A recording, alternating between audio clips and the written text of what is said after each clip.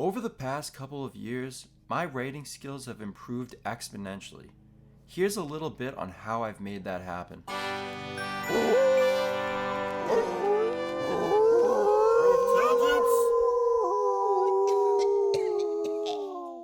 Welcome back to the podcast. My name is R.E. On this episode, how I became a better writer. It all comes down to one simple thing, which you probably won't like to hear, but this is how you get better at literally anything. Practice, practice, practice, practice, practice, practice, practice, practice, practice. I became a better writer because I started writing a lot consistently every single day, pushing my comfort zone, aiming to hone my skills and get better and to master my craft with every single time that I put the pen to paper.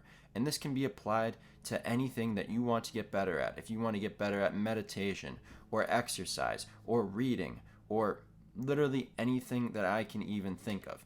And this applies to me becoming a better writer because this is something that I really wanted. This is something that I am truly passionate about, and I always wanted to be a really good writer, a really good poet.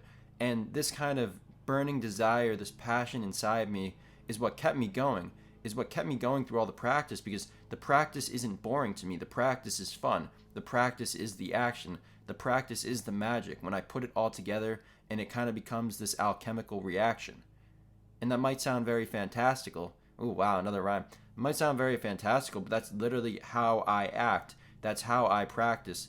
It is all fun to me. It all feels like the real game because I know that anything that I write may end up getting published. I may end up publishing it, but it also may make something that I write down the road even better. And I would say to allocate a certain amount of time each day to practice to work. You need to put in the time every single day, or at least 5 to 6 days out of the week. You want to make this habitual, whatever you want to get better at. And I wrote a lot of journaling and poetry at the start of my journey of becoming a better writer.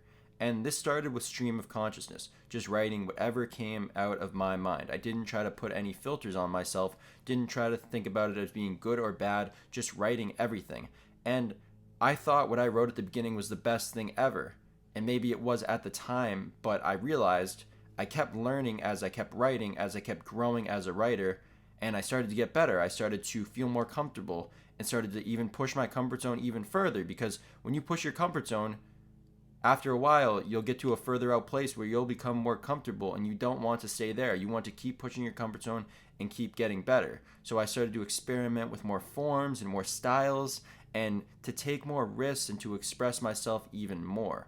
And I started to become more in touch with my emotions and feel them more and express them more on a more deep and potent level to make better meaning, or to make greater meaning, at least for myself, to try to help myself and to try to help others.